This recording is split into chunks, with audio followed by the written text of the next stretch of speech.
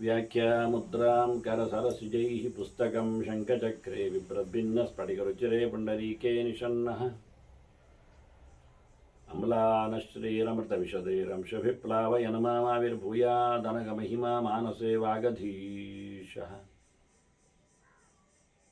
ನಮಸ್ತೆ ಪ್ರಾಣೇಶ ಪ್ರಣತ ವಿಭವಾಯಾವನಿಮಗಾಹ ನಮಃ ಸ್ವಾಮಿನ್ ರಾಮಪ್ರಿಯತಮನಮನ್ ಗುರುಗುಣ ನಮಸ್ತುಭ್ಯಂ ಭೀಮ ಪ್ರಬಲತಮ ಕೃಷ್ಣೇಷ್ಟ ಭಗವನ್ ನಮಃ ಶ್ರೀಮನ್ ಮಧ್ವ ಪ್ರದಿಶ ಸುದರ್ಶನ್ನೋ ಜಯ ಜಯ ಶ್ರೀ ಗುರುಭ್ಯೋ ನಮಃ.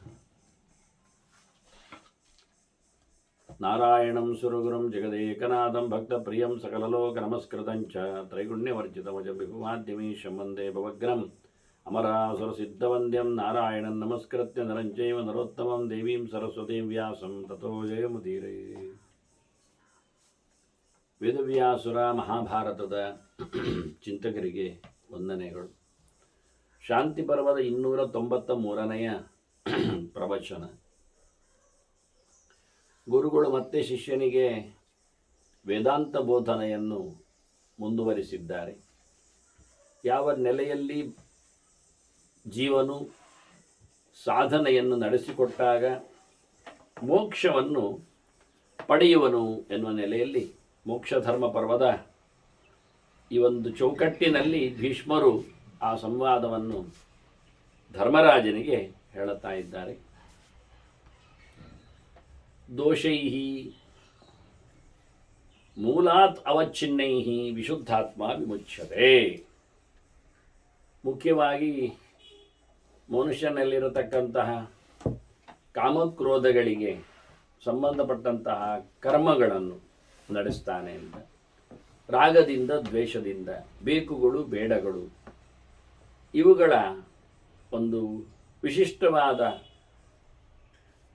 ಪ್ರಭಾವಗಳಿಂದಾಗಿ ಆತ ದುಷ್ಟಕರ್ಮಗಳಲ್ಲಿ ರತನಾಗ್ತಾನೆ. ಅದರಿಂದ ಪಾಪವನ್ನು ಪಡಿತಾನೆ.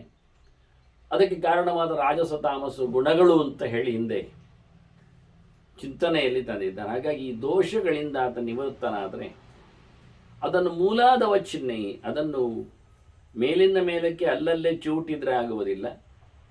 ಅಸಂಗ ಶಸ್ತ್ರೇಣ ದೃಢೇನ ಚಿತ್ವ ಅಂತ ಹೇಳಿದಾಗೆ ಅದನ್ನು ಬೇರು ಸಮೇತ, ಮೂಲ ಸಮೇತ, ಮೂಲ ಅಂದರೆ ಬೇರು, ಅದರ ಸಮೇತವಾಗಿ ಅದನ್ನು ಕಿತ್ತು ಹಾಕಿಬಿಟ್ರೆ ಮತ್ತೆ ಅದು ಮೊಳಕೆ ಹೊಡೆಯುವುದಿಲ್ಲ, ಮತ್ತೆ ಬೆಳೆಯುವುದಿಲ್ಲ. ಈ ರೀತಿಯಾಗಿ ವ್ಯಕ್ತಿ ಒಂದೊಮ್ಮೆ ನಡೆಸಿಕೊಟ್ಟರೆ ಅವನು ವಿಶುದ್ಧಾತ್ಮನಾಗ್ತಾನೆ. ಪೂರ್ಣವಾದ ಶುದ್ಧವಾದಂತಹ ಮನಸ್ಸುಳ್ಳವನು, ಹಾಗೆಯೇ ದೇಹವನ್ನು ಹೊತ್ತವನು, ಅದರಂತೆ ಚರ್ಯೆಯನ್ನು ನಡೆಸುವವನು, ಭಗವಂತನಿಗೆ ಅವನ ಅತ್ಯಂತ ಪ್ರಿಯನು ಆಗಿ ಅಲ್ಲಿಂದ ಆತ ಮತ್ತೆ ಇಲ್ಲಿಂದ ಬಿಡುಗಡೆಯನ್ನು ಪಡಿತಾನೆ, ಮೋಕ್ಷವನ್ನು ಪಡಿತಾನೆ. ಕರ್ಮತಂತ್ರದಿಂದ, ಬಂಧನಗಳಿಂದ, ಅವುಗಳ ಪ್ರಭಾವಗಳಿಂದ ಅಥವಾ ಸ್ಪರ್ಶಗಳಿಂದ ಆತ ದೂರನಾಗ್ತಾನೆ. ಇಲ್ಲದಿದ್ದರೆ ಅವುಗಳು ಮತ್ತೆ ಪುನಃ ಅವನನ್ನು ಸಂಸಾರದ ಚಕ್ರದಲ್ಲಿ ಸುತ್ತ ಹಾಕ್ತವೆ. ವಿನಾಶಯತಿ ಚ ಸಂಭೂತಂ ಅಯಸ್ಮಯಮಯೋ ಯಥ. ಈಗ ಮತ್ತೆ ಹುಟ್ಟಿದರೆ ಎಲ್ಲ ವಿಷಯಗಳಲ್ಲಿರುವುದು ಹೀಗೆ ಅಲ್ಲ, ಬೇರು ಸಮೇತ ಕಡ್ದಾಗಿದ್ದಾನಲ್ಲ, ಅಲ್ಲಿ ಮತ್ತೊಮ್ಮೆ ನೆಟ್ಟರೆ ಅದು ಸತ್ಯ. ಹಾಗಾಗಿ ಮಗದೊಮ್ಮೆ ಬರಬಾರ್ದು ಅಂತ ಇಲ್ಲೀಗ ಪೂರ್ಣವಾದಂತಹ ಸಂಸಾರದಲ್ಲಿ ಜರ್ಜರಿತನಾಗಿ ಆತ ವೈರಾಗ್ಯವನ್ನು ತಾಳ್ತಾನೆ ಎನ್ನುವುದು ಕ್ರಮ. ಹಾಗೆ ವೈರಾಗ್ಯವನ್ನು ತಳೆದವನು, ಅವನು ಭಗವಂತನಡೆಗೆ ಎಚ್ಚರವನ್ನು ಪಡೆದವನು, ಮತ್ತೆ ಪುನಃ ಲೋಕದ ವಾರ್ತೆಗಳಿಂದಾಗಿ ಈ ಸೋಬರಿ ಅಂತವರು ಸ್ನಾನಕ್ಕೋದಲ್ಲಿ ಮೀನುಗಳ ಸಂಸಾರವನ್ನು ಕಂಡು ಅವರು ಸಂಸಾರಕ್ಕೆ ಅವರೆಲ್ಲ ಸಹಜವಾಗಿಯೇ ಜ್ಞಾನಿಗಳಾಗಿದ್ದಾರೆ, ಸಂಸಾರದೆಡೆಗೆ ವಾಲಿದ್ದಾರಲ್ವ. ಹಾಗೆ ನಾರದರು ತಮ್ಮ ಕಥೆಯನ್ನೆಲ್ಲ ಹೇಳುತ್ತಾರೆ. ಹೀಗಾಗಿ ಋಷಿಂ ನಾರಾಯಣ ಮೃತೆ ಅಂತ ಹೇಳಿಕೊಂಡು ಯಾರೊಬ್ಬರೂ ಸಹ ಲೋಕದ ಈ ಪ್ರವಾಹದಲ್ಲಿ ವಿರುದ್ಧವಾಗಿ ಗೆದ್ದು ಹೋದವರಿಲ್ಲ. ಎಲ್ಲ ಋಷಿಗಳು ಸೋತವರೇ ಕರ್ಮತಂತ್ರಗಳಲ್ಲಿ ಹೇಳಿ ಧರ್ಮಪುತ್ರನಾದ ಬದರಿಯಲ್ಲಿ ನೆಲೆಗೊಂಡ ಭಗವದ್ ಅವತಾರ ಅನ್ನಿಸಿಕೊಂಡ ನಾರಾಯಣನನ್ನೊಂದು ಹೊರತುಪಡಿಸಿದರೆ ಇನ್ಯಾರೂ ಈ ರಾಗದ್ವೇಷಗಳಿಂದ ಪರಿಪೂರ್ಣವಾಗಿ ಮುಕ್ತರಾಗಿದ್ದಿಲ್ಲ. ಹೀಗಾಗಿ ಮಗದೊಮ್ಮೆ ಆತ ಅಂತಹ ಪ್ರವಾಹಕ್ಕೆ, ಕಾಮತಂತ್ರಕ್ಕೆ, ಕೋಪದ ರಾಶಿಗೆ ಬಲಿಯಾದರೆ, ಅದಕ್ಕೆ ಹೇಳ್ತಾರೆ ವಿನಾಶಯತಿ ಸಂಭೂತ, ಮತ್ತೆ ಬಿನಿ ಹುಟ್ಟಿದರೆ ಒಂದೊಮ್ಮೆ ಶುದ್ಧನಾದವ, ಭಗವದ್ ಎಚ್ಚರವನ್ನು ಪಡೆದವ, ಎಲ್ಲವನ್ನೂ ಅರಗಿಸಿಕೊಂಡವ ಒಂದೊಮ್ಮೆ ಮಗದೊಮ್ಮೆ ಅವನ ಕರ್ಮತಂತ್ರದಿಂದ ಅಂತಹ ಒಂದು ಪಾಪ, ಅನಿಷ್ಟವಾದಂತಹ ಪುಣ್ಯ ಇವೆಲ್ಲ ಸೃಷ್ಟಿಯಾಗಿದ್ದರೆ ಅವುಗಳು ಅಲ್ಲಿಗೆ ಕರಟಿ ಹೋಗ್ತವೆ. ಹೇಗೆ ಕೇಳಿದರೆ ಅದು ಕೇಳ್ತಾರೆ, ಈಗ ಒಂದು ಕಬ್ಬಿಣದ ಬಹಳ ಚೂಪಾದ ಆಯುಧ ಇರ್ತದೆ, ಕೊಡಲಿ ತಗೊಳ್ಳಿ, ಕತ್ತಿ ತಗೊಳ್ಳಿ, ಹರಿತವಾದ ಅಗಲು, ಚೂಪಾದ ಸಂಗತಿ ಅದರದ್ದು, ಉಳಿಯಾದರೆ ಉಳಿ, ಏನೇ ಆಗಲಿ ಅದರಿಂದ ನಾವು ಉಳಿದದ್ದಕ್ಕೆ ಹೊಡಿತೇವೆ. ಹೊಡೆಯುವ ಮೂಲಕ ಸೊತ್ತು ಹೋಗ್ತದೆ. ಅಸಂಗ ಶಸ್ತ್ರೇಣ ದೃಢೇನ ಚಿತ್ರ ಹೇಳಿದ್ದಾಗೆ ಅವರು. ಹರಿತವಾದ ಆಯುಧದಿಂದ ಬುಡ ಕಡಿದಾಗ ಬುಡ ಉರುಳುತ್ತದೆ, ಆ ಕೊಡಲಿಯು ಹರಿತ ಹೋಗ್ತದೆ. ಅದರ ಪುಡಿಯು, ಅದರ ಕಡೆಯೂ ಸಹ, ಅದರ ಬಾಯಿ ಸಹ ಅದು ಹಾಳಾಗ್ತದೆ. ಚೂರಿದ್ದಾಗಲಿ, ಕೊಡಲಿದ್ದಾಗಲಿ, ಉಳಿದ್ದಾಗಲಿ, ಯಾವುದದ್ದಾಗಲಿ ಆಗಲೇ. ಆದರೆ ಅದು ಮೂಲವನ್ನು ಪರಿಪೂರ್ಣವಾಗಿ ತೆಗೆದು ಬಿಡುತ್ತದೆ ಎನ್ನುವುದರಲ್ಲಿ ತಪ್ಪಿಲ್ಲ. ತನ್ನನ್ನು ತಾನು ಕಳ್ಕೊಳ್ಳುತ್ತದೆ, ಅದನ್ನು ತೆಗೆದು. ಹೀಗೆ ಕರ್ಮತಂತ್ರಗಳು ಮುಂದೆ ಆಗುವಂಥವುಗಳು ಯಾವುದನ್ನು ಸಹ ಸೃಷ್ಟಿ ಮಾಡಲಿಕ್ಕೆ ಹೋಗುವುದಿಲ್ಲ. ಸೃಷ್ಟಿ ಆದಲ್ಲಿ ಅವುಗಳೇ ಮತ್ತೆ ಪುನಃ ಸಮೃದ್ಧವಾಗಿ ಬಿಡುತ್ತವೆ, ತಮ್ಮತನವನ್ನು ಕಳ್ಕೊಳ್ತಾವೆ ಅಂತ ಹೇಳಿ ಬಹಳ ಚಂದವಾಗಿ. ಅದಕ್ಕೆ ನಾವು ನಿತ್ಯದ ದೃಷ್ಟಾಂತಗಳಲ್ಲಿ ಚಿಂತನೆಗೆ ತರುವುದಾದರೆ, ಈ ಗಡ್ಡ ಬ್ಲೇಡ್ ಇದ್ದ ಹಾಗೆ, ಗಡ್ಡ ಹರಿದ ಹಾಗೆ ಬ್ಲೇಡು ಹರಿತದೆ, ಅದು ತನ್ನತನವನ್ನು ಕಳ್ಕೊಳ್ತದೆ, ಅದರ ಶಾರ್ಪ್ನೆಸ್ ಹೋಗ್ತದೆ. ಹಾಗಾಗಿ ಶೇವ್ ಆದಾಗೆ ಗಡ್ಡ ಬೋಳಿಸಲ್ಪಡುತ್ತದೆ, ಅದು ನುಣ್ಣಗಾಗ್ತದೆ ಸಮ. ಅದರೊಟ್ಟಿಗೆ ಹರಿಯುವ ಸಾಧನಗಳು ಸಹ, ಬಾಳು ಸಹ ಅದು ತನ್ನ ಬಾಳನ್ನು ಕಳ್ಕೊಳ್ಳುತ್ತದೆ. ಅದರಂತೆ ಮುಂದೆ ಭಗವಂತನ ಎಚ್ಚರ ಪಡೆದವನ ಕರ್ಮಗಳು, ಅದು ಯಾವುದು ಕರ್ಮವೂ ಲೀನಗೊಳ್ಳುತ್ತದೆ, ಇನ್ಯಾವುದನ್ನು ಸೃಷ್ಟಿ ಮಾಡಿಕೊಂಡರೂ ಅವುಗಳನ್ನೇ ನಾಶ ಮಾಡಿಕೊಡುತ್ತವೆ. ನಮ್ಮ ದೇಹದಲ್ಲಿ ಫಾರಿನ್ ಗೂಡ್ಸು ಅಂತ ವಿದೇಶೀಯವಾದ ಕೆಲವು ಬ್ಯಾಕ್ಟೀರಿಯಾಗಳ ಆಕ್ರಮಣಗಳಾದರೆ ಅದನ್ನು ನಿರ್ನಾಮ ಮಾಡಲಿಕ್ಕೋಸ್ಕರ ನಾವು ಬೇರೆ ರೀತಿಯಾದ ಬ್ಯಾಕ್ಟೀರಿಯಾಗಳನ್ನು ಔಷಧದಿಂದ ಸೃಷ್ಟಿ ಮಾಡುತ್ತೆ. ಸೃಷ್ಟಿ ಮಾಡಿದ ತಕ್ಷಣ ಇನ್ನು ಅವುಗಳನ್ನು ಏನು ಮಾಡೋದು ಕೇಳಬೇಡಿ. ಅವುಗಳ ಸಂಹಾರದೊಂದಿಗೆ ಅವುಗಳು ಸಮೃದ್ಧ ಆಗ್ತವೆ. ನಾವೇನು ಎರವಲು ಪಡೆದಿದ್ದೇವೆ ಹೊರಗಿನಿಂದ, ಅವುಗಳ ಜೊತೆಯಲ್ಲಿ ಹೋರಾಡುವ ಮೂಲಕ ಅವುಗಳನ್ನು ಇಲ್ಲ ಮಾಡಿಕೊಂಡು ಇವುಗಳು ಸಹ ತಮ್ಮಷ್ಟಕ್ಕೆ ಬಂದಾಗಿ ಹೋಗ್ತವೆ, ಕಳೆದು ಹೋಗ್ತವೆ. ಈ ರೀತಿಯಾಗಿ ಬಹಳ ಚಂದವಾಗಿ, ಇದು ಕೆಲವೊಮ್ಮೆ ಅಸಾಧ್ಯವೂ ಆಗಿರಬಹುದು. ಗದ್ದೆಗಳಲ್ಲಿ ವಿಶಿಷ್ಟವಾದ ವಿಚಿತ್ರವಾದ ರೋಗಗಳು, ಕ್ರಿಮಿ ಬಾಧೆಗಳು ಒಂದೊಮ್ಮೆ ಬಂದರೆ ಧಾನ್ಯಗಳಿಗೆ ಒಂದು ವಿಚಿತ್ರ ಜಾತಿಯ ಮಿಡತೆಗಳನ್ನು, ಹಕ್ಕಿಗಳನ್ನು ಅದರ ಮೇಲೆ ಬಿಡುತ್ತಾರೆ, ಎಲ್ಲಿಂದಲೂ ತಂದು ಹಾಕ್ತಾರೆ. ಅವುಗಳು ಅಲ್ಲಿಗೆ ಬಂದಿರತಕ್ಕ ಕ್ರಿಮಿಕೀಟಗಳನ್ನು ಭಕ್ಷಿಸುತ್ತವೆ, ಇಲ್ಲ ಮಾಡ್ತವೆ. ಆದರೆ ನಾವು ಹಾಕಿರತಕ್ಕಂಥ ಆ್ಯಂಟಿ ಏನಿದೆ ವೈರಸ್ಸುಗಳು, ಅದು ಒಂದೊಮ್ಮೆ ವಿಪರೀತ ಆಗಿಬಿಟ್ರೆ ಇದ್ದ ಬೆಳೆಯನ್ನು ತಿಂದು ಹಾಕ್ತವೆ. ಅವುಗಳನ್ನು ಕಂಟ್ರೋಲ್ ಮಾಡಲಿಕ್ಕೆ ಇನ್ನೊಂದು ಪೆಸ್ಟಿಸೈಡ್ಸ್ಗಳನ್ನು ನಾವು ಮತ್ತೆ ಹಾಕಬೇಕಾಗ್ತದೆ. ಆದ್ದರಿಂದ ಅದು ಸ್ವಲ್ಪ ಖರ್ಚಿರಬೇಕು. ಈ ಕರ್ಮತಂತ್ರದಲ್ಲಿ ಮಾತ್ರ ಭಗವದೆಚ್ಚರ ಪಡೆದವನ ಏನೊಂದು ಉತ್ತರದ ಕರ್ಮಗಳಿರ್ತವೆ, ಅವುಗಳಿಂದ ಸೃಷ್ಟಿಯಾಗಿರತಕ್ಕಂಥ ಏನಾದರೂ ಪುಣ್ಯ ಪಾಪಗಳು ಇನ್ನೇನೋ ಅವುಗಳ ಸೈಡ್ ಎಫೆಕ್ಟ್ಸ್ಗಳಿದ್ದರೆ ಅವುಗಳು ಉತ್ಪತ್ತಿಗೊಳ್ಳುವಾಗಲೇ ಸಂಹಾರಗೊಳ್ಳುತ್ತದೆ ಅಂತ. ಹೀಗಾಗಿ ಮನುಷ್ಯ ಪ್ರಧಾನಕ್ಕೆ ಏನು ಕೇಳಿದರೆ, ಅವನು ಒಳ್ಳೆ ದುಡಿತ ಕೆಲಸ ಮಾಡಬೇಕವ.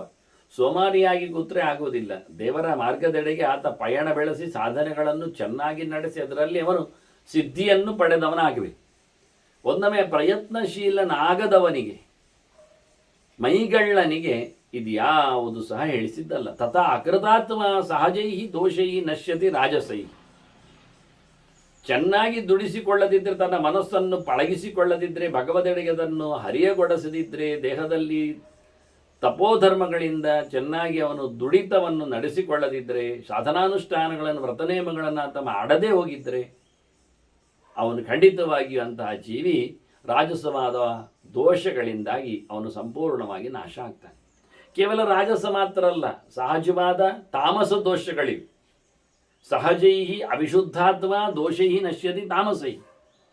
ಮನಸ್ಸು ಶುದ್ಧವಾಗದೇ ಇದ್ದರೆ, ಬಾಹ್ಯ ರಂಗಗಳಿಂದ, ಪ್ರಾಪಂಚಿಕ ಸುಖಭೋಗಗಳಿಂದ ಅದು ಮತ್ತಷ್ಟು ತೆರೆದುಕೊಂಡು ಕುಣಿತಾ ಇದ್ದರೆ, ಅತ್ಯಂತ ಮಲಿನಗೊಂಡ್ರೆ, ವಿಶುದ್ಧ ಆಗದೇ ಇದ್ದರೆ ಮಾತ್ರ ಅಲ್ಲ, ಶುದ್ಧ ಆಗದೇ ಇದ್ದರೆ ಅಲ್ಲ, ಕೆಟ್ಟದಾದರೆ ತಾಮಸವಾದ ದೋಷಗಳಿಂದಲೂ ಅದು ಪೂರ್ಣವಾಗಿ ನೆಲ ಕಚ್ಚುತ್ತದೆ ವ್ಯಕ್ತಿ. ಅದನ್ನು ರಾಜಸಂ ತಾಮಸಂಚೈವ ಶುದ್ಧಾತ್ಮ ಕಾಲಸಂಭವಂ ಶಮಯೇತ್ ಸತ್ವಂ ಆಸ್ಥಾಯ ಬುದ್ಧಿಯ ಕೇವಲಯ ದ್ವಿಜಃ. ಒಳ್ಳೆ ದೃಢವಾದಂತಹ ಸಾತ್ವಿಕವಾದ ಬುದ್ಧಿಯಿಂದ, ಸತ್ವಗುಣನಿಷ್ಠವಾದ ಅದಕ್ಕೆ ಸಂಬಂಧಪಟ್ಟಂತಹ ಸಾಧನಾದಿಗಳ ಬುದ್ಧಿಯಿಂದ ಅಥವಾ ಸಾಧನೆಗಳಿಂದ ಆತ ರಾಜಸವಾದ ತಾಮಸವಾದ ಭಾವಗಳನ್ನೆಲ್ಲ ಅದನ್ನು ಹರಿದಾಗಿವೆ. ಕಾಲಘಟ್ಟದಲ್ಲಿ ಬಂದಾಗ ನಾವು ಬಿಸಿಲು ಬಂದಾಗ ಕೊಡೆ ಹಿಡಿತೇವೆ, ಬಿಸಿಲು ಬಂದಾಗಲೂ ಮಳೆ ಬಂದಾಗಲೂ ಕೊಡೆ ಹಿಡಿತೇವೆ, ಅದಕ್ಕೆ ಸಮನಾಗಿರತಕ್ಕಂತಹ ಚಪ್ಪಲಿಗಳನ್ನೆಲ್ಲ ಹಾಕಿಕೊಳ್ತೇವೆ, ಬಟ್ಟೆ ಬರೆಗಳನ್ನೆಲ್ಲ ಚಳಿ ಬಂದಾಗ ತೊಟ್ಟುಕೊಳ್ಳುತ್ತೇವೆ. ಹೀಗೆ ಆಯಾ ಕಾಲದಲ್ಲಿ ಬಂದಿರತಕ್ಕಂತಹ ರಾಜಸ ತಾಮಸ ಗುಣಗಳನ್ನು ಒಳ್ಳೆ ಬುದ್ಧಿಯಿಂದ ಸಾತ್ವಿಕವಾಗಿ ನಾವೇನು ಅಯ್ಯೋ ಚಳಿ ಆಗ್ತದೆ ಹೇಳಿಕೊಂಡು ಮೈಗೆ ಬೆಂಕಿ ಹಾಕೊಳ್ಳುವುದಿಲ್ಲ. ಅದು ಆಗ್ತದೆ ಬಿಸಿ ಆಗಲಿಕ್ಕೆ ಅಂತೇಳಿ, ಆದರೆ ಮಾಡುವುದಿಲ್ಲ. ಯಾಕೆಂದರೆ ಬಂದಿರತಕ್ಕ ದೋಷವನ್ನು ನಿವೃತ್ತಿಗೊಳಿಸುವ ಮಾರ್ಗ ಶುದ್ಧ ಆಗಿರಬೇಕು, ಸಾತ್ವಿಕ ಆಗಿರಬೇಕು. ರಾಜಸವಾದದ್ದು ತಾಮಸವಾದಂತಹ ದೋಷಗಳನ್ನು ತೆಗಿಲಿಕ್ಕೆ ಅವುಗಳೇ ಪ್ರಕಾರದಲ್ಲಿರತಕ್ಕದ್ದನ್ನು ಮಾಡುವ.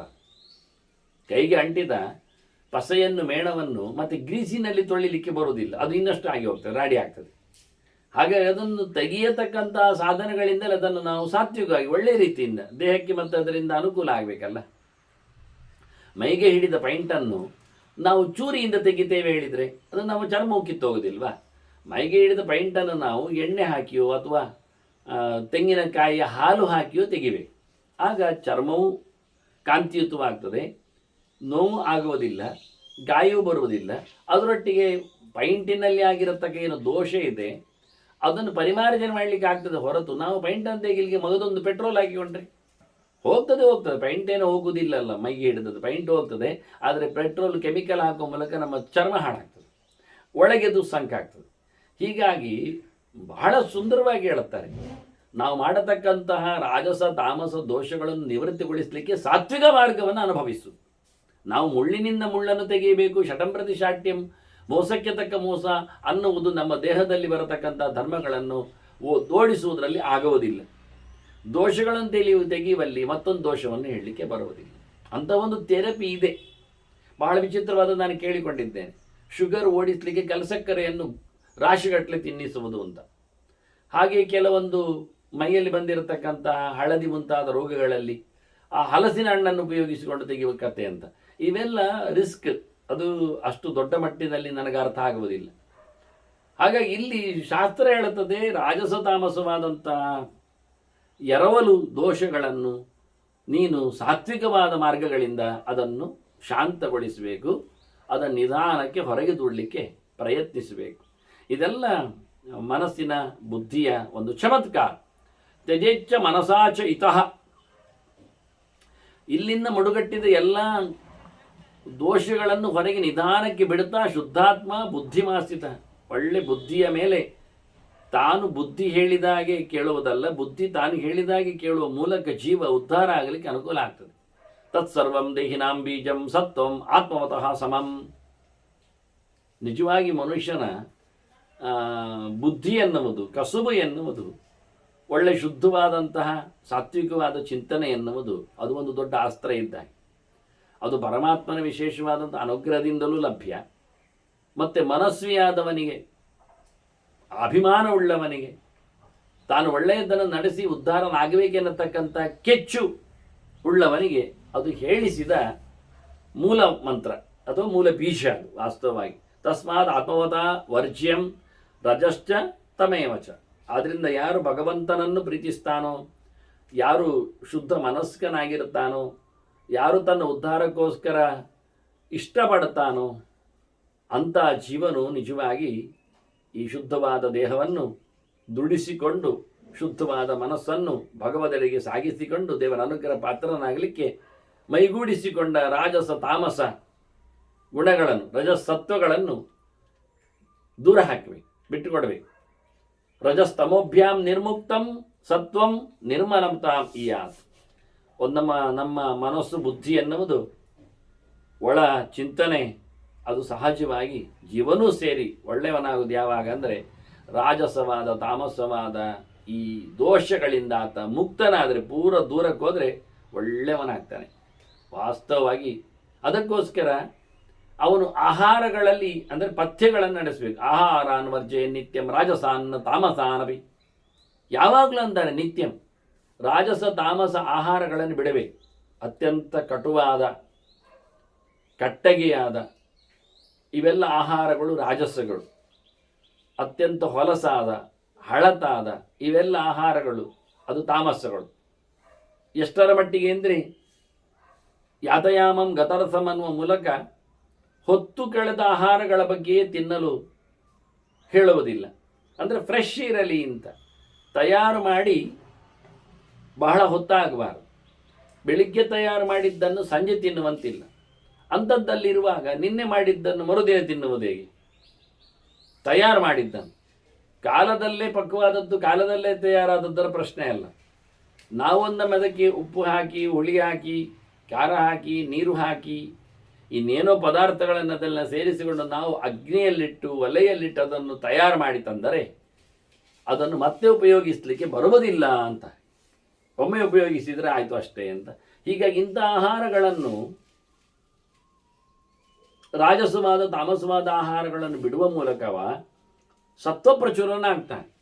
ನಾವು ಸಾತ್ವಿಕ ಭಾವ ಬೇಕು ಅಂತ ಹೇಳುವುದು ರಾಜಸವಾದ ತಾಮಸವಾದ ಆಹಾರಗಳಿಂದ ನಮ್ಮನ್ನು ನಾವು ಬೆಳೆಸಿಕೊಂಡಿದ್ದೇವೆ. ಆಹಾರ ಶುದ್ಧವು ಸತ್ವಶುದ್ಧಿ ಹೇಳಿದ್ದು ಇದು ಅರ್ಥದಲ್ಲಿ. ಸತ್ವಗುಣ ಶುದ್ಧಿಯಾಗಬೇಕಾದರೆ ಆಹಾರದಲ್ಲಿ ರಜಸ್ಸು ಮತ್ತು ತಮಸ್ಸುಗಳು ಇರಬಾರದು. ಅದನ್ನು ತೊರೆಯಬೇಕು. ರಸದಲ್ಲಿಯೂ ಹೆಚ್ಚು ಹುಳಿ ಹೆಚ್ಚು ಖಾರ ಹೀಗೆ ರಸಗಳಲ್ಲಿ ಹೆಚ್ಚು ಉಪ್ಪು ಇದು ಆಗುವುದಿಲ್ಲ. ಅದನ್ನೆಲ್ಲ ಕೃಷ್ಣ ತನ್ನ ಗೀತೆಯಲ್ಲಿ ಬಹಳ ಸುಂದರವಾಗಿ ಆಹಾರ ವಿಭಾಗಗಳನ್ನು ಉಲ್ಲೇಖ ಮಾಡಿದ್ದಾನೆ. ಹೀಗೊಂದು ಬಹಳ ಚಂದವಾದಂತಹ ಮಾತಿನಲ್ಲಿ ಸತ್ವವನ್ನು ಗಟ್ಟಿಗೊಳಿಸಲೋಸುಗ ಮನುಷ್ಯನಿಗೆ ಆಹಾರದ ಒಂದು ನಿಯಂತ್ರಣವನ್ನು ಸಹ ಇಲ್ಲಿ ಗುರುಗಳು ಹೇಳಿದ್ದಾರೆ. ಮುಖ್ಯವಾಗಿ ಅಂಥವರು ಭಗವಂತನೆಡೆಗೆ ಬಹಳ ಸುಂದರವಾಗಿ ಹೋಗ್ತಾರೆ. ಅಂದರೆ ಅವರ ಮನಸ್ಸು ತೇ ಬ್ರಹ್ಮ ಪುನರಾಯಾಂತಿ, ಅವರ ಮನಸ್ಸನ್ನು ಭಗವಂತನೆಡೆಗೆ ಹರಿಸ್ತಾರೆ. ಸಾತ್ವಿಕವಾದ ಭಾವಗಳಿಂದ ನಿಲ್ತಾರೆ. ನಮೋಹಾತ್ ಅಚಲ ಇವ, ಅವರಿಗೆ ಯಾವುದೇ ರೀತಿಯಾದಂಥ ಗೊಂದಲಗಳು ಇಲ್ಲ. ಬೆಟ್ಟದ ಹಾಗೆ ಗಟ್ಟಿಯಾಗಿರ್ತಾರೆ. ಮತ್ತೆ ಪುನಃ ಕೆಟ್ಟದ್ದನ್ನು ತಿನ್ನುವ ಅಥವಾ ಕೆಟ್ಟದ್ದನ್ನು ಪಡೆಯುವ ಗೋಜಿಗೆ ಬರುವುದಿಲ್ಲ. ಹೀಗಾಗಿ ಮತ್ತೆ ಮತ್ತೆ ಭಗವಂತನೆಡೆಗೆ ಅವರು ಸರಿಸ್ತಾರೆ ಅನ್ನಲಿಕ್ಕೋಸ್ಕರ ತೇ ಬ್ರಹ್ಮ ಪುನಃ ಪುನಃ ಆಯಾಂತ್, ಪೂರ್ಣತೆಡೆಗೆ ದೇವರೆಡೆಗೆ ಅವರು ಮತ್ತೆ ಮತ್ತೆ ತಮ್ಮ ಶಾಸ್ತ್ರದೆಡೆಗೆ ತಮ್ಮ ಮನಸ್ಸನ್ನು ಮತ್ತೆ ಮತ್ತೆ ಹರಿಸ್ತಾರೆ. ಯಾಕೆಂದರೆ ಒಳಗೆ ಅವರಲ್ಲಿ ಯಾವುದೇ ರೀತಿಯಾದ ಗೊಂದಲಗಳು ಇಲ್ಲ. ಇತ್ತ ರಾಜಸವಾದ ತಾಮಸವಾದ ಭಾವಗಳಿಗೆ ಅವರು ಮತ್ತೆ ವಾಲುವುದಿಲ್ಲ ಅನ್ನುವ ನೆಲೆಯಲ್ಲಿ ಈ ರೀತಿಯಾಗಿ ಬಹಳ ಚಂದವಾಗಿ.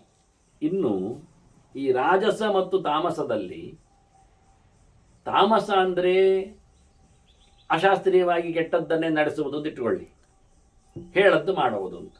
ರಾಜಸ ಹಾಗಲ್ಲ, ಹೇಳಿದ್ದಾದರೂ ಹೇಳಿದ್ದನ್ನು ಅದರಲ್ಲಿ ಒಂದು ರೀತಿಯ ಹೇತುವಾದದ ಜೊತೆಯಲ್ಲಿ ಅದನ್ನು ನಡೆಸಿಕೊಡು. ಈಗ ಹಿಂಸೆ ಎನ್ನುವುದು ಇಲ್ಲ, ಪ್ರಾಣಿ ಹಿಂಸೆ. ಆದರೆ ಯಜ್ಞಕ್ಕೋಸ್ಕರ ಪ್ರಾಣಿ ಹಿಂಸೆ ಮಾಡಿದರೆ ಅದು ಉಂಟು. ಯಾಕೆಂದರೆ ಯಜ್ಞದಿಂದ ಭಗವಂತನಿಗೆ ಆರಾಧನೆ ಮಾಡುವ ಮೂಲಕ ಅದರ ಪ್ರಸಾದವಾಗಿ ಶೇಷವಾಗಿ ಉಪಯೋಗಿಸುವುದರಿಂದ ಅಲ್ಲಿ ಮಾಂಸ ಭಕ್ಷಣ ಅದು ನಿಷಿದ್ಧ ಅಲ್ಲ. ಯಜ್ಞದಲ್ಲಿ ದೇವತೆಗಳಿಗೂ ಆಹಾರವಾಗಿ ಅದನ್ನು ಉಪಯೋಗಿಸಿದ್ದಾರೆ. ಅಷ್ಟೇ ಅಲ್ಲದೆ ಪ್ರಾಣಿಯು ಕೇಳ್ತದೆ, ತನ್ನನ್ನು ಉದ್ಧಾರ ಮಾಡಲಿಕ್ಕೋಸ್ಕರ ನೀನು ಯಜ್ಞದಲ್ಲಿ ಬಳಸಿಕೋ, ಇಲ್ಲಾಂದರೆ ವ್ಯರ್ಥವಾದ ನನ್ನ ಆಯುಷ್ಯ ಅಂತ ಹೇಳಿ. ಈ ಒಂದು ಹೇತುವನ್ನಿಟ್ಟುಕೊಂಡು ಕಾರಣವನ್ನಿಟ್ಟುಕೊಂಡು ಹಿಂಸೆಯಲ್ಲೇ ರತನ ಆಗುವುದು, ಮಾಂಸದಲ್ಲಿ ಅವನು ಉಣ್ಣುವುದು, ಅದರಿಂದ ತನ್ನ ದೇಹವನ್ನು ಬೆಳೆಸಿಕೊಳ್ಳುವುದು ಎಲ್ಲ ಮಾಡಿಕೊಂಡಾಗ ಒಂದು ಕಡೆಯಲ್ಲಿ ದ್ವೇಷ ಮತ್ತು ರಾಗ ಇದೆರಡು ಮನೆ ಮಾಡುತ್ತದೆ. ಪರಿಪೂರ್ಣವಾಗಿ ದ್ವೇಷ ಮನೆ ಮಾಡದಿದ್ದರೂ ರಾಗ ಅಂತೂ ಪೂರ್ತಿಯಾಗಿ ಆವರಿಸ್ತದೆ. ಇದು ಸಹ ಸರಿ ಇಲ್ಲ ಅಂತ. ಇದು ತನ್ನಷ್ಟಕ್ಕೆ ಮತ್ತೆ ಹೆಚ್ಚು ಮಾಡುತ್ತದೆ. ರಾಗ ಇನ್ನಷ್ಟು ಉದ್ದ ಕೇಳ್ತದೆ. ನಮ್ಮ ಪ್ರಾಚೀನ ಬರಿಹಿ ಅವ ಯಜ್ಞ ಮಾಡುತ್ತಾ ಸೋತೋದಾಗೆ ನಾರದರವನನ್ನು ಮತ್ತೆ ಕರ್ಮತಂತ್ರದಿಂದ ಈಚೆ ಎಳಿಲಿಕ್ಕೋಸ್ಕರ ಅದೇ ಒಂದು ಖಯಾಲಿ ಆಗಬಾರದು ಅಂತ ಹೇಳೋ ನೆಲೆಯಲ್ಲಿ ಅದನ್ನು ಅಥವಾ ಮಂತ್ರವತ್ ಬ್ರೂಯುಹು ಮಾಂಸಾದೀನಾಂ ಯಜುಷ್ಕೃತಂ, ಯಜ್ಞಕ್ಕೋಸ್ಕರ ಮಾಡುವಂಥದ್ದನ್ನು ಮಾಂಸದ ಉಪಯೋಗಗಳನ್ನೆಲ್ಲ ಅದು ಶುದ್ಧ ಒಳ್ಳೆಯದು ಮಂತ್ರದ ಹಾಗೆ ಅಂತ ತಿಳಿಸ್ತಾರೆ. ಹಾಗೆ ಮಂತ್ರವತ್ತು ಹೇಳಿದ್ದು ಒಂದು ಆಲೋಚನೆ ದೃಷ್ಟಿಯಿಂದ. ಹಾಗಾಗಿ ಎಲ್ಲೆಡೆ ದೇವರಿದ್ದಾರೆ, ಇದು ಎಲ್ಲರೂ ಹೇಳುವ ಮಾತು. ಎಲ್ಲೆಡೆ ದೇವರಿದ್ದಾರೆ ಅಂದ ನಂತರ ಎಲ್ಲದರಲ್ಲಿ ದೇವರಿದ್ದಾರೆ ಆದ ಬಳಿಕ ನಾವು ಪಾಯಸವನ್ನು ಊಟ ಮಾಡುವಾಗ ವಾಸುದೇವ ಅಂತ ಹೇಳಿಕೊಂಡು ಅನುಸಂಧಾನ ಮಾಡ್ತಾ ತಿಂದ ಹಾಗೆ ನಾವು ಉಪ್ಪಿನಕಾಯಿಯನ್ನು ಸಹ ಸಂಘರ್ಷಣೆ ಹೇಳಿ ತಿಂದು ಬಿಡ್ತೇವೆ. ಕಾರದ ಚಿಂತನೆ ಆಗಿ ಹೋಗಲಿ, ದೇವರು ದೇವರೇ ಅಲ್ವಾ, ವಾಸುದೇವನಿಗೆ ಸಂಘರ್ಷಣೆಗೂ ಅಭೇದ ಯೋಚನೆ ಮಾಡ್ತೇವೆ ಹೇಳಿಕೊಂಡು ಹೇತುವಾದ ಅದಕ್ಕೆ ಮಂತ್ರವತ್ತಂದು, ಮಾತಿನಂತೆ ಮಂತ್ರದಂತೆ ಅಂತ. ನಿಜವಾಗಿ ಭಗವಂತನನ್ನು ನಾವು ಕೃಷ್ಣಾಯ ವಾಸುದೇವಾಯ ಹರಯೇ ಪರಮಾತ್ಮನೆ ಅಂತ ನಾರದರು ಹೇಳಿಕೊಟ್ಟ ಮಂತ್ರದಿಂದ ನಮ್ಮ ದುರಿತ ನಿವೃತ್ತಿಗೋಸ್ಕರ ಕೇಳಿಕೊಳ್ಳುತ್ತೇವೆ. ಇಂದಿನವರು ಕೇಳಿಕೊಂಡು ದುರಿತದಿಂದ ನಿವೃತ್ತಿಯನ್ನು ಪಡೆದಿದ್ದಾರೆ. ಹಾಗಾದರೆ ನಾವು ಸಹ ದೇವರಲ್ಲಿ ಕೇಳಿಕೊಳ್ಳುತ್ತೇವೆ ಏನು ಅಂತ ನಮ್ಮ ಭಾಷೆಯಲ್ಲಿ ಮಾತಾಡ್ತಾ ನಾವು ಹೇಳಿಕೊಳ್ಳುತ್ತೇವೆ.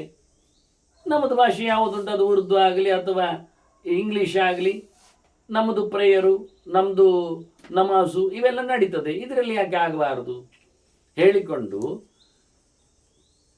ಅಭಿಪ್ರಾಯದಿಂದ ಮಾತ್ರವೇ ಆದರೆ ಸಾಕಾಗ್ತದೆ, ಅದರ ಮಾಧ್ಯಮದಿಂದ ಏನು ಬೇಕಾಗಿಲ್ಲ ಹೇಳಿಕೊಂಡು ಇವತ್ತು ಯಾವ್ಯಾವುದೋ ಭಾಷೆಗಳ ಯಾವ್ಯಾವುದೋ ಗೆರೆಗಳ ಆಹುತಿಗಳು, ಪೂಜೆ ಪುನಸ್ಕಾರಗಳು, ದಾನ ಹೋಮಗಳು ಎಲ್ಲ ಆಗಿ ಹೋಗ್ತವೆ. ಅದೆಲ್ಲ ತಪ್ಪು ಅಂತ. ಇದೆಲ್ಲ ಅವಕಾಶದ ನೆಲೆಯಲ್ಲಿ ಮಾಡಿಕೊಂಡಿರತಕ್ಕಂಥ ರಾಜಸವಾದ ತಾಮಸವಾದ ತಂತ್ರಗಳಿವು ಅಂತ ಇಲ್ಲಿ ಬಹಳ ಸ್ಪಷ್ಟವಾಗಿ ಅದನ್ನು ಚಿಂತನೆಯಲ್ಲಿ ತರ್ತಾರೆ.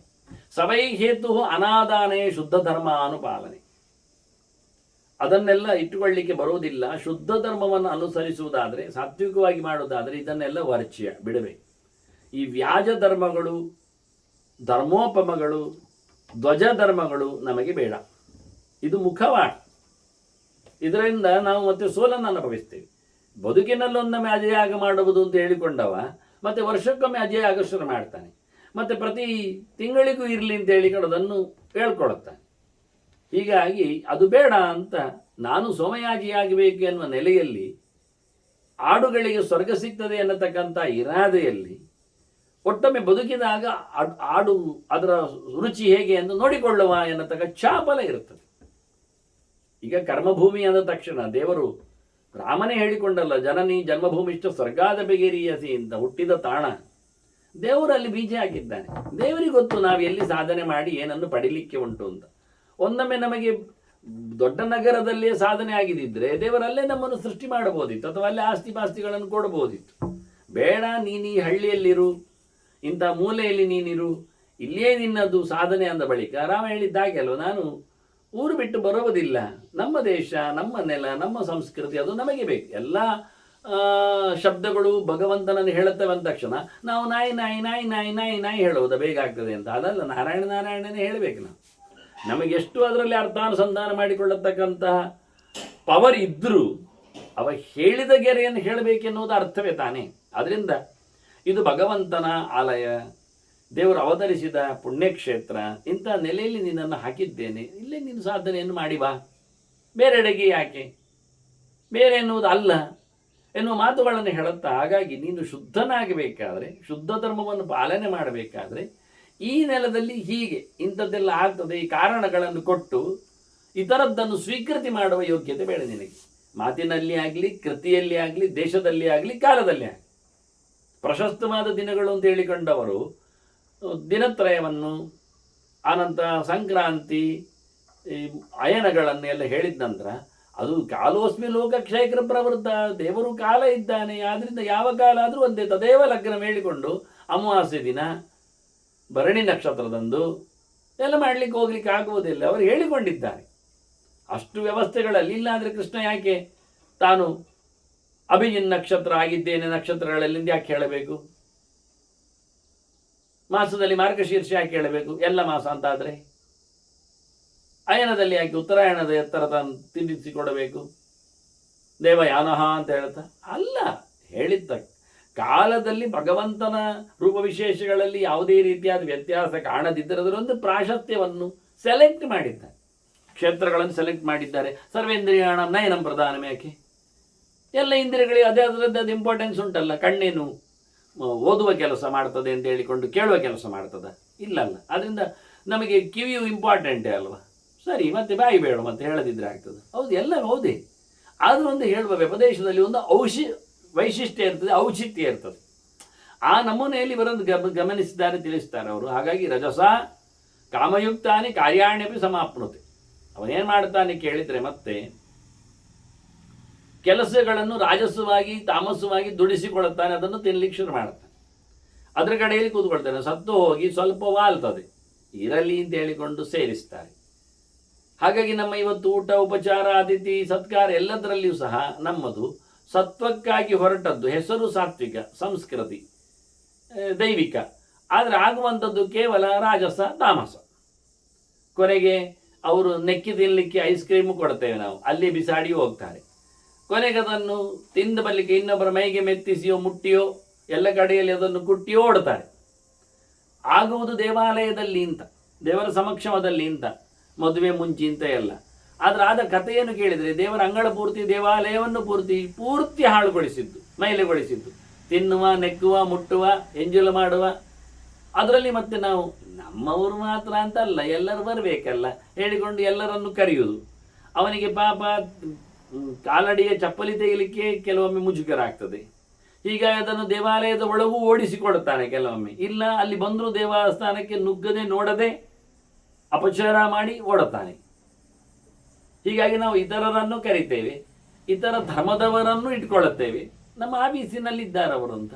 ಹಾಗಾಗಿ ಅವರಿಂದಾಗಿ ನಾವು ಮಾಡಿದ್ದು ಕ್ಷೇತ್ರದಲ್ಲಿ ಮದುವೆಯ ಅಥವಾ ಏನದು, ಹೀಗೆ ಮಾಡುವ ಸಾತ್ವಿಕವಾದ ಪ್ರವೃತ್ತಿಯಲ್ಲಿ ರಾಜಸ ತಾಮಸಗಳಿಗೆ ನಾವು ಒಂದು ಸ್ವಲ್ಪ ಮೀಸೆ ಹೊಕ್ಕರು ಅವಕಾಶ ಕೊಟ್ಟರೆ ಅವುಗಳು ಕಂಪ್ಲೀಟ್ ಕಬಳಿಸ್ತವೆ. ಒಂದು ದೊಡ್ಡ ಹಾಲಿನ ಪಾತ್ರೆಗೆ ಒಂದು ತೊಟ್ಟು ವಿಷ ಹಾಕಿದ್ರು ಸಂಪೂರ್ಣವಾಗಿ ಪರಿತ್ಯಾಜ್ಯವೇ ಅದು, ಹೊರತು ಅದು ಮೇಲಿಂದ ಒಂಚೂರು ತೆಗೆಯುವುದು ಮತ್ತೆಲ್ಲ ಕುಡಿಯುವುದು ಅಂತೇನು ಯಾರು ಸಹ ಅಂತ ಒಂದು ಸಾಹಸಕ್ಕೆ ಕೈ ಹಾಕುವುದಿಲ್ಲ. ಅರ್ಥಯುಕ್ತಾನಿ ಚ ಅತ್ಯರ್ಥಂ ಕಾಮಾನ್ ಸರ್ವಾಂಶ್ಚ ಸೇವತೆ. ದುಡ್ಡಿಗಾಗಿ ಇದು ರಾಜಸದಲ್ಲಿ ಬಹಳ ದೊಡ್ಡದು. ಬಯಕೆಗಾಗಿ ಮಾಡುವಂಥದ್ದು ತಾಮಸ, ಆದರೆ ದುಡ್ಡಿಗಾಗಿ ಮಾಡುವಂಥದ್ದು ರಾಜಸ. ದುಡ್ಡಿಗಾಗಿ ಒಂದೊಮ್ಮೆ ಕೆಲಸ ಮಾಡ್ತಾನೆ ಅಂತ ಹೇಳಿಬಿಟ್ರೆ ಲೋಕದಲ್ಲಿ ಕೀರ್ತಿ ಬರಲಿಕ್ಕೆ, ದುಡ್ಡು ಜಾಸ್ತಿ ಆಗಲಿಕ್ಕೆ, ಇನ್ನಿತರ ಪ್ರಯೋಜನಗಳಲ್ಲಿ ಒಂದೊಮ್ಮೆ ಆತ ಕರ್ಮಗಳನ್ನು ನಡೆಸಿದರೆ ಅವನು ಪೂರ್ತಿ ಇಲ್ಲಿಯೇ ಮತ್ತೆ ಬಿದ್ದುಕೊಂಡಿರ್ತಾನೆ. ಮತ್ತೆ ಮತ್ತೆ ತಿನ್ನಲಿಕ್ಕೆ ಆತ ಬರಲೇಬೇಕಾಗ್ತದೆ. ಹಿಂಸಾ ವಿಹಾರಾಭಿರತ ತಂದ್ರಿ ನಿದ್ರಾ ಸಮನ್ವಿತ. ಇಲ್ಲಿ ದುಡ್ಡು ಮಾಡಲಿಕ್ಕೆ ಹೋದಾಗ ಕೆಲವೊಮ್ಮೆ ಮಂಡೆ ಹೊಡಿಬೇಕಾಗ್ತದೆ, ಸುಳ್ಳು ಹೇಳಬೇಕಾಗ್ತದೆ, ಇನ್ನೊಬ್ಬರನ್ನು ದೋಚಲಿಕ್ಕೆ ನೋಡಬೇಕಾಗ್ತದೆ, ಸ್ಪರ್ಧೆ ಬೀಳುತ್ತದೆ, ಇನ್ನೊಬ್ಬರಿಗೆ ಹಿಡಿಸಿ ಹಾಕುವ ಚಾಡಿ ಮಾತು ಹೇಳುವ ಕತೆ ಬರ್ತದೆ. ದುಡ್ಡಿನಿಂದಾಗಿ ಅಮಲ್ ಬರ್ತದೆ. ತಿಂದು ತಿಂದು ತೇಗುವ ಮೂಲಕ ಸೋಮಾರಿ ಆಗ್ತಾನೆ, ಮೈಗಳನ್ನಾಗ್ತಾನೆ, ಮಲಗಿ ಬಿಡುತ್ತಾನೆ, ಅದು ಬೇಕಾದ ಹೊತ್ತಿನಲ್ಲೇ ಬಿದ್ದುಕೊಳ್ಳುತ್ತಾನೆ. ಹೀಗಾಗಿ ಒಂದರ ಬೆನ್ನ ಹಿಂದೆ ಒಂದು ಬಂದಾಗ ಸರ್ವಸ್ವನಾಶ ಆಗುವ ಮುಖಗಳನ್ನು ಉಲ್ಲೇಖ ಮಾಡಿತು. ಅದೇ ಸತ್ವಸ್ಥಃ ಸಾತ್ವಿಕಾನ್ ಭಾವಾನ್ ಶುದ್ಧಾನ್ ಪಶ್ಯತಿ ಸಂಶ್ರಿತ.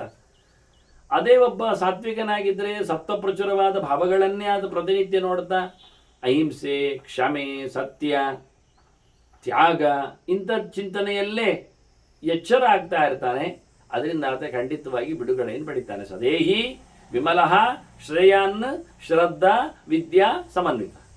ಅವನಿಗೆ ಎಚ್ಚರ ಆಗಿದೆ, ಜೊತೆಯಲ್ಲಿ ಅವನಿಗೆ ಅದರಲ್ಲಿ ನಂಬಿಕೆ ಇದೆ, ಅದರ ಮೇಲೆ ಒಲವು ಇದೆ, ಅದನ್ನು ಅತ್ಯಂತ ಪ್ರೀತಿಯಿಂದ ನಡೆಸಿಕೊಡ್ತಾನೆ. ಅಸಡ್ಡೆ ಇಲ್ಲ ಅವನಿಗೆ, ಭೇದ ಅಂತ ಕಾಣುವುದಿಲ್ಲ ಅವನಿಗೆ.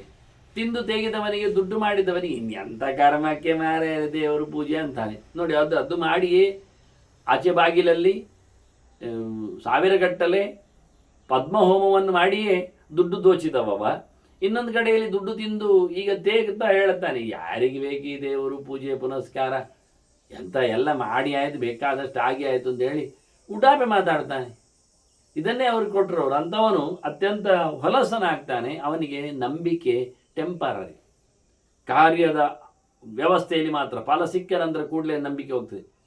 ಹೀಗಾಗಿ ಒಳ್ಳೆಯ ಶುದ್ಧವಾದ ನಂಬಿಕೆಯಿಂದ, ಶುದ್ಧವಾದ ಜ್ಞಾನದಿಂದ ಮಾಡುವವ ಅವನು ನಿಜವಾಗಿ ಶುದ್ಧನು, ಅವನು ಒಳ್ಳೆಯವನು, ಅವನು ದೊಡ್ಡ ಫಲವನ್ನು ಶ್ರೇಯಸ್ಸನ್ನು ಪಡೀಲಿಕ್ಕೂ ಸಮರ್ಥ. ರಜಸ ಸಾಧ್ಯತೆ ಮೋಹ ತಮಸಾಚ ನರರ್ಷಭ. ರಾಜಸವಾದ ಕರ್ಮಗಳಿಂದ, ರಾಜಸವಾದ ಭಾವಗಳಿಂದ ಅದನ್ನು ಬೆಳೆಸುವುದರಿಂದ ಏನಾಗ್ತದೆ ಕೇಳಿದರೆ ಹೋರಾಟಗಳಿಂದ ಒಟ್ಟಾರೆ ಅಜ್ಞಾನ ಮೇರಿತದೆ. ತಮಸ್ಸಿನಿಂದ ಪೂರ ತಪ್ಪೇ ಆಗ್ತದೆ, ಏನು ಕಮ್ಮಿ ಆಗುವುದಿಲ್ಲ ಅಂತ. ಕ್ರೋಧ ಲೋಭೋ ಭಯಂದರ್ಪಂ ಯತೇಷಾಂ ಸಾಧನಾತ್ ಶುಚಿ. ಮನುಷ್ಯ ಇವನ್ನೆಲ್ಲ ಬಗ್ಗು ಬಡಿಬೇಕು, ದೂರ ಹಾಕಬೇಕು. ಇಲ್ಲ ಮಾಡಬೇಕು, ಆಗ ಮಾತ್ರ ಶುದ್ಧನಾಗ್ತಾನೆ. ಅದನ್ನು ತನ್ನಲ್ಲಿ ಮೈಗೂಡಿಸಿಕೊಂಡ್ರೆ ಅಶುದ್ಧನಾಗ್ತಾನೆ. ಅದನ್ನು ಯಾವ ವ್ಯಕ್ತಿಯೂ ಸಹ ಕೋಪಕ್ಕೆ ಬಲಿಯಾಗಬಾರದು, ಲೋಭತನವನ್ನು ತೋರಿಸಬಾರದು, ಬಿಟ್ಟಾಸಿ ಆಗಬಾರದು, ಧಾರಾಳ ಉದಾರತೆ ಇರಬೇಕು ಅವನಲ್ಲಿ. ಜೊತೆಯಲ್ಲಿ ಪುಕ್ಕಲು ಸ್ವಭಾವ, ಏನು ಮಾಡಲಿಕ್ಕೆ ಹೆದರಿಕೊಳ್ಳುತ್ತಾನೆ, ಯಾವುದಕ್ಕೂ ಬರುವುದಿಲ್ಲ. ಬೆಳಿಗ್ಗೆ ಎದ್ದಾಗ ಏಳಬೇಕು ಅಂದ ತಕ್ಷಣ ಹೆದರ್ತಾನೆ. ಎಲ್ಲಿಯಾದರೂ ಎದ್ದು ಬಿಟ್ಟರೆ ಆ ಕ್ಲೈಮೇಟಲ್ಲಿ, ಬೆಳಗಿನ ಶಾಂತವಾದ ಚಳಿಯ ವಾತಾವರಣದಲ್ಲಿ ಮತ್ತೆ ತನಗೆ ಶೀತ ಆದರೆ ಅಲ್ಲಿ ಮುಗಿದೋಯ್ತು. ತಣ್ಣೀರು ಸ್ನಾನ ಅಂದ ತಕ್ಷಣ ಎಲ್ಲಿಯಾದರೂ ಮತ್ತೆ ಥಂಡಿ ಆಗಿದ್ರೆ ಅದಕ್ಕೆ ಅವನು ಗೀಸರಾಕಿಯೇ ಸ್ನಾನ ಮಾಡ್ತಾನೆ.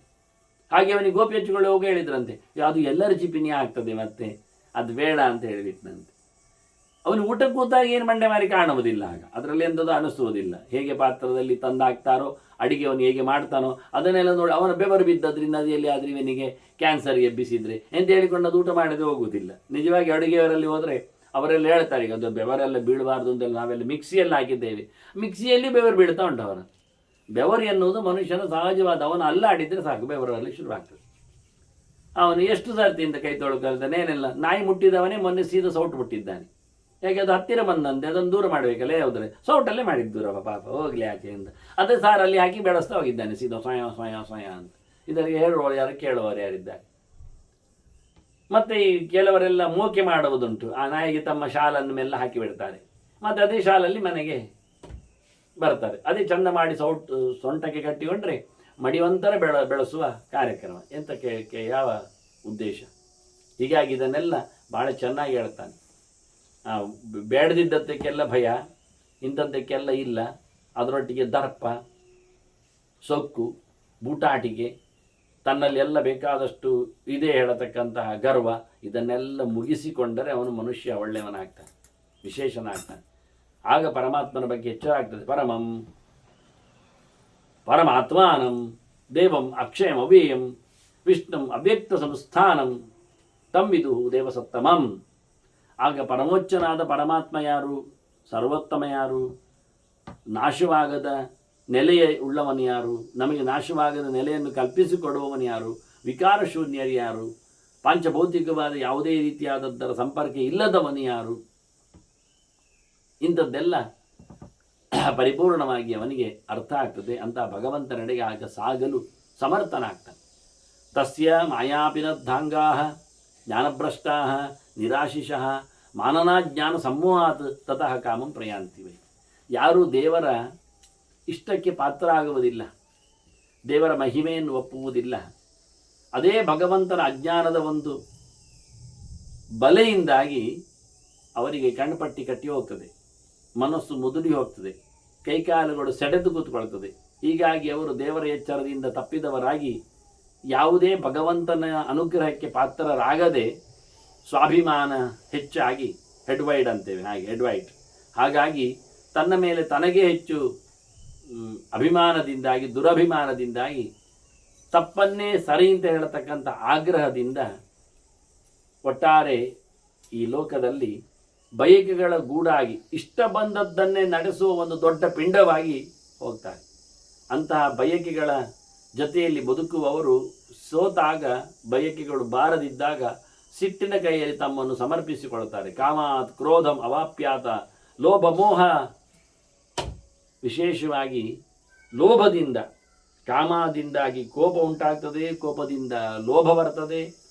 ಸಿದ್ಧಿಯಾದರೆ, ಕಾರ್ಯಸಿದ್ಧಿಯಾದರೆ ಅದರ ಮೇಲೆ ಅತ್ಯಾಸೆ ಬೀರ್ತದೆ, ಏನು ಮಾಡಬೇಕೆನ್ನತಕ್ಕಂಥ ಎಚ್ಚರ ತಪ್ತಾನೆ. ಹಾಗಾಗಿ ಲೋಭ ಮೋಹೌಚ ಮಾನವಾಹ. ಮಾನ ದರ್ಪವು ಅಹಂಕಾರಂ. ಅಭಿಮಾನ, ದರ್ಪ, ಅಹಂಕಾರ. ಅಹಂಕಾರದಿಂದ ಅಹಂಕಾರ ತದಕ್ರಿಯಾ, ಬೇಡದಿದ್ದ ಕೆಲಸಗಳು, ಮಾಡಿದ್ದೆಲ್ಲ ತಪ್ಪೆ, ಮಾಡ್ತಾನೆ ಇರ್ತಾನೆ. ಹೀಗಾಗಿ ಕ್ರಿಯಾವಿಹಿ ಸ್ನೇಹ ಸಂಬಂಧ. ಮಾಡಿದ ಕೆಲಸಗಳಿಂದಾಗಿ ಒಂದಿಷ್ಟು ಜನರ ಸಮುದಾಯ ಸೇರ್ತದೆ, ಅವರೆಲ್ಲರ ಜೊತೆಯಲ್ಲಿ ಒಡನಾಟ ಬರ್ತದೆ. ಅದರಲ್ಲಿ ಮತ್ತೊಮ್ಮೆ ಕೋಪ, ತಾಪಗಳು, ಅನುರಾಗಗಳು, ದ್ವೇಷಗಳೆಲ್ಲ ಒಬ್ಬರಿಗೊಬ್ಬರಿಗೆ ಹಿಡಿಸಿ ಹಾಕುವುದು, ಕಥೆಗಳೆಲ್ಲ ಆಗ್ತಾ ಇರ್ತವೆ. ಸ್ನೇಹ ಶೋಕ ಅನಂತರಂ. ಒಂದರ ಜೊತೆಯಲ್ಲಿ ಸಂಪರ್ಕ ಆಯಿತು ಅಂದರೆ ಅದು ವಿಯೋಗ ಆದಾಗ ಅಳು, ದುಃಖ. ಅವರು ಕಾರ್ಯ ಮಾಡದೇ ಇದ್ದಾಗ ಅವರ ಮೇಲೆ ಆಕ್ರೋಶ. ಅದ ದುಃಖ ಸಮಾರಂಭ ಜರಾ ಜನ್ಮ ಕೃತ ಕ್ಷಣ. ಇದರಿಂದಾಗಿ ಕರ್ಮಗಳ ಪರಂಪರೆ ಅವನ ಹತ್ರ ಜಾಸ್ತಿ ಆಗಲಿಕ್ಕಾಗಿ, ದುಃಖ ಹೆಚ್ಚಾಗಲಿಕ್ಕೆ ಹೋಗಿ ಇನ್ನೇನೋ ಅವಧಾನಗಳು, ಅಧ್ವಾನಗಳು ಆಗಿ ಬಿಟ್ಟು ಅವನು ಮತ್ತೆ ಹುಟ್ಟುವುದು, ಅವನ ಅಲ್ಲಿ ಇದ್ದಾಗ ಯೌವನದಲ್ಲಿದ್ದಾಗಲೇ ಮುದುಕನಾಗುವುದು, ಅಲ್ಲಿಂದಲೇ ಅವನು ಸತ್ತು ಬಿಡುವುದು. ಹೀಗಾಗಿ ಜನ್ಮತೋ ಗರ್ಭವಾಸಂತು ಶುಕ್ರ ಶೋಣಿತ ಸಂಭವಂ. ಹುಟ್ಟುವುದಂದ ತಕ್ಷಣ ಗರ್ಭದಲ್ಲಿ ಬೀಳುವುದು ಅಂದರೆ ಅದೇನು ದೊಡ್ಡ ಸಂಗತಿಯಲ್ಲ. ಹೆಣ್ಣಿನ ಗಂಡಿನ ಸಂಪರ್ಕದಿಂದ ಆಗಿರತಕ್ಕಂಥ ಒಂದು ದೊಡ್ಡ ಕೊಂಪೆಯಲ್ಲಿ ಬಿದ್ದಾಗ ಅತ್ಯಂತ ಗಲೀಜು ತಾಣ. ಮಲಮೂತ್ರಗಳ ಪುರೀಶ ಮೂತ್ರ ವಿಕ್ಲೇದಂ ಶೋಣಿತ ಪ್ರಭವಾವಿಲಂ. ಒದ್ದಾಡ್ತಾನಲ್ಲಿ ಕೂತ್ಕೊಂಡು. ಹೇಗೆ ಮಲದಲ್ಲಿ ಕ್ರಿಮಿ ಒದ್ದಾಡ್ತಾ ಇರ್ತದೋ ಅದರಂತೆ ಮನುಷ್ಯ ದೇಹದ ಒಳಗೆ, ಗರ್ಭದೊಳಗೆ ಬಹಳಷ್ಟು ಪೀಡಿತನಾಗಿ, ಜರ್ಜರಿತನಾಗಿ ಒದಾಡ್ತಾನೆ. ಕ್ರಿಮಿಗಳಿಂದ ಭಕ್ಷಿತನಾಗಿಯೂ ಕ್ಷಣ ಕ್ಷಣದಲ್ಲಿ ಮೂರ್ಛೆಯನ್ನು ಪಡಿತಾನೆ, ಎಚ್ಚರವನ್ನು ಗೊಳ್ಳುತ್ತಾನೆ, ದುಃಖವನ್ನು ಅನುಭವಿಸ್ತಾನೆ, ಹೊರಗೆ ಬರಲು ತವಕಿಸ್ತಾನೆ, ಆಗಲಾರದೆ ಒದ್ದಾಡುತ್ತಾನೆ. ಆಗುವುದಿಲ್ಲ ಅಂತ ಪೂರ್ಣ ವೈರಾಗ್ಯವಂತ ಆಳುತ್ತಾನೆ. ಕೂಡಲೇ ಏನಾದರೂ ಪ್ರಯತ್ನಿಸಬೇಕು ಎನ್ನತಕ್ಕಂಥ ಎಚ್ಚರದಿಂದ ಮತ್ತೊಂದಿಷ್ಟು ಅಹಂಕಾರದಿಂದ ವರ್ತಿಸ್ತಾನೆ. ಒಟ್ಟಾರೆ ಮಾನಸವಾದಂತಹ ವ್ಯಾಪಾರಗಳಿಂದಾಗಿ ಅಲ್ಲಿ ದೈಹಿಕವಾಗಿ ಏನು ಮಾಡಲು ಅಕ್ಷಮನಾಗಿ ಒಂದು ದೊಡ್ಡ ಮಟ್ಟಿನ ಏನು ಹೇಳುವ ಅವನ ನರಕದಂತೆ ಆಗ್ತಾನೆ ಅಂತಾನೆ. ತೃಷ್ಣಾಭಿಭೂತಃ ತೈರ್ಬದ್ಧ ತಾನೇವಾಭಿ ಪರಿಪ್ಲವನ್. ಹೊರಗೆ ಬಂದ ನಂತರ ಬಯಕೆಗಳ ಗೂಡಾಗ್ತಾನೆ, ಸಮಾಜದ ಸೊತ್ತು ಆಗ್ತಾನೆ, ಸುತ್ತಮುತ್ತಲಿನ ವಿಶೇಷವಾದಂತಹ ವಿಷಯಗಳ ಸಂಪರ್ಕಕ್ಕೆ ಒಳಗಾಗ್ತಾನೆ, ಆಸೆಯ ಮೂಟೆಯಾಗಿ ಅದರಲ್ಲಿ ಸೋತು ಸುಣ್ಣನಾಗಿ ಮತ್ತು ಅದರಲ್ಲಿ ಒದ್ದಾಡುತ್ತಾ ಹೊರಳಾಡುತ್ತಾ ಎದುಸಿರು ಬಿಡುತ್ತಾ ಅಲ್ಲೇ ತಥಾ ನರಕ ಗರ್ತಸ್ಥ. ಕೊನೆಗಿಲ್ಲಿ ಸಾಲದೆ ತಪ್ಪು ಮಾಡಿದ ಕಥೆಯಲ್ಲಿ ನರಕದ ಹೊಂಡಕ್ಕೆ ಬೀಳುತ್ತಾನೆ. ಅಲ್ಲಿ ಸುಮ್ಮನೆ ಇರುವುದಿಲ್ಲ. ತೃಷ್ಣಾ ರಜ್ಜುವಿ ರಾಜಿತ. ಆಸೆಗಳು ಮತ್ತಷ್ಟು ಇರ್ತದೆ, ಹಗ್ಗಗಳು ಎಳಿತಾ ಇರ್ತವೆ ಅವನುಗಳನ್ನು. ಪುಣ್ಯ ಪಾಪ ಪ್ರನುನ್ನಾಂಗ. ತಾನು ಮಾಡಿದ ಒಳ್ಳೆಯ ಕೆಟ್ಟ ಕರ್ಮಗಳ ಎಲ್ಲ ರಿಸಲ್ಟನ್ನು, ಫಲಿತಾಂಶವನ್ನು, ಫಲವನ್ನು ಅನುಭವಿಸಿಕೊಂಡು ಖಾಲಿ ಆಗ್ತಾನೆ. ಮೆರಿತಾನೆ, ಮರಿತಾನೆ, ಜೊತೆಯಲ್ಲಿ ಮುಳುಗ್ತಾನೆ, ಸಾಯ್ತಾನೆ. ಹೀಗಾಗಿಕೊಂಡು ಮತ್ತೆ ಜಾಯತೆ ಸಯಥ ಕ್ರಿಮಿ. ಮತ್ತೊಂದು ಪ್ರಾಣಿಗಳು ಹುಟ್ಟುವಂತೆ ಹುಟ್ಟುವುದವ ಅಷ್ಟೇ, ಎಂಥದೇ ಆಗಿ. ಹುಟ್ಟಿಕೊಂಡಲ್ಲಿಯೂ ನಾವು ಗರ್ಭದಲ್ಲಿದ್ದಾಗಲೇ ಒಂದೊಂದು ರೀತಿಯ ನರಕ ದರ್ಶನ ಆಗಿರ್ತದೆ ಅವನಿಗೆ ಇಟ್ಟುಕೊಳ್ಳುವ. ಹೊರಗೆ ಬಂದರೂ ಮಾಡುವಂಥದ್ದು ನರಕಕ್ಕೆ ಕಾರಣವಾದದ್ದನ್ನೇ.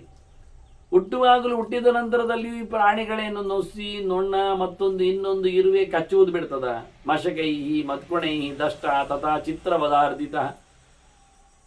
ಅದಕ್ಕೇನೋ ಚಿಕ್ಕ ಪುಟ್ಟದಾದಂಥ ಕ್ರಿಮಿಕೀಟಗಳು ಕಚ್ಚಿವೆ ಹೇಳಿಕೊಂಡು ಕೂಗಿದರೆ ಅದಕ್ಕೆ ಹಸಿವಾಗ್ತದೆ ಹೇಳಿಕೊಂಡು ಸಮ ತಿನ್ನಿಸ್ತಾರೆ ಒಂದಿಷ್ಟು.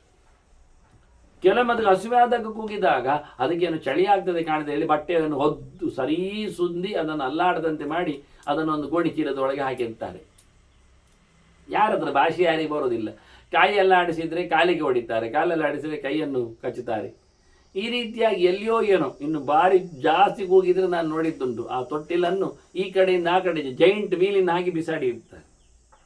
ಅದು ಒಮ್ಮೆ ಗಪ್ಚಿಪ್ ಆಗ್ತದೆ, ಯಾಕೆ ಬೆಪ್ಪ ಆಗಿ ಹೋಗಿ ಇನ್ನೇನು ಸಾಯ್ತದೋ ಉಸಿರು ಕಟ್ತದೋ ಅಂತೇಳಿ ಅಂತೇಳಿ ಸುಮ್ಮನೆ ಕೂತ್ಕೊಳ್ತದೆ. ಇವ್ರಿಗೆ ಭಾರಿ ಖುಷಿಯಾಗಿ, ನೋಡು ಇಷ್ಟು ದೊಡ್ಡದಾಗಿ ತೂಗಿದರೆ ಅದು ಬಾಯಿ ಮುಚ್ಚಿರ್ತದೆ ಹೇಳಿಕೊಂಡು ಬೆಪ್ಪು ತಕ್ಕಡಿಯಾಗಿ ಗುಮ್ಮನನ್ನು ತೋರಿಸಿ ಸಾಂತ್ವನಗೊಳಿಸ್ತಾನೆ. ಇದೆಂಥದ್ದು ವಿಚಿತ್ರ ಅಂತಾನೆ.